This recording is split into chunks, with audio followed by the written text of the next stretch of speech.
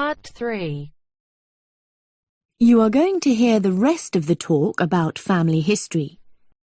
First, you have some time to look at questions 21 to 25.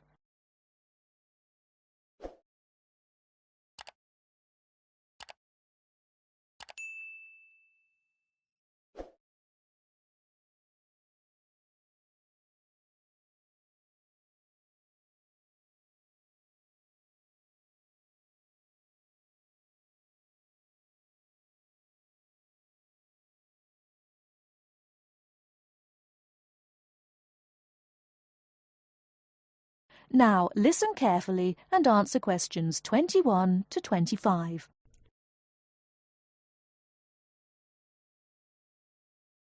So, that's a few ideas about getting information, but what about methods of recording it? Of course, you can just write down what family members say, but it's even better if you can use a tape, so that you can record them as they're talking. Then you don't have to worry too much about making mistakes. You'll always be able to listen to it again. But whatever method you do use to record information, remember that it's very important to make a note of exactly how you got it. So, if you are using tape, always start the recording by saying the date and the place, as well as the name of the person you're interviewing. So, apart from people's memories, where else can you find information? Well, there are all sorts of documents, and they can be extremely useful. People keep lots of kinds of documents in the home, like photos or letters or diaries or birth certificates. And some people keep things from newspapers, like obituaries. Obituaries are announcements of a person's death, and they usually contain a lot of detail about that individual, like address, occupation, date of death, as well as the names and ages of the widow or widower and the dead person's children. So, be creative.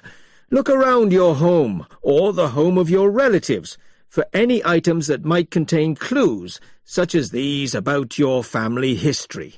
Okay? Before you hear the rest of the talk, you have some time to look at questions 26 to 30.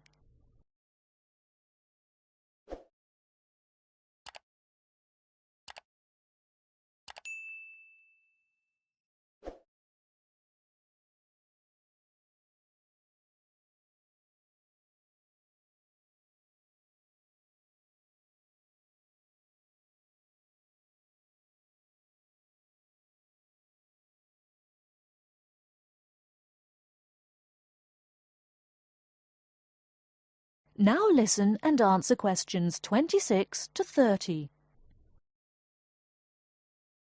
Now, you'll find that you'll collect a lot of information, so you'll need to record it in an organized way. I'd recommend that you use an ancestor chart, like this one here.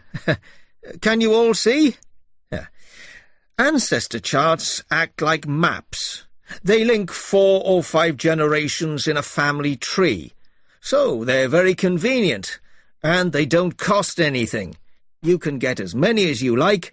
You just download them free from the internet.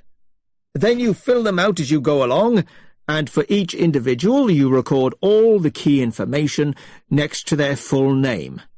It's very convenient. Now, at this point, I'd just like to give you a couple of tips about filling in the ancestor sheet. First of all, I'd advise you to use pencil, at least until you have definite evidence for the information you're recording.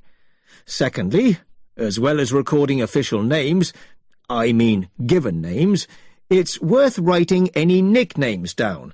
You know, these are the short names that people call you when they know you very well. And you can show them by using quotation marks. That's ancestor charts, then. They really do save a lot of work. Now, before I show you how to go about confirming the information you collected... That is the end of Part 3. You now have half a minute to check your answers.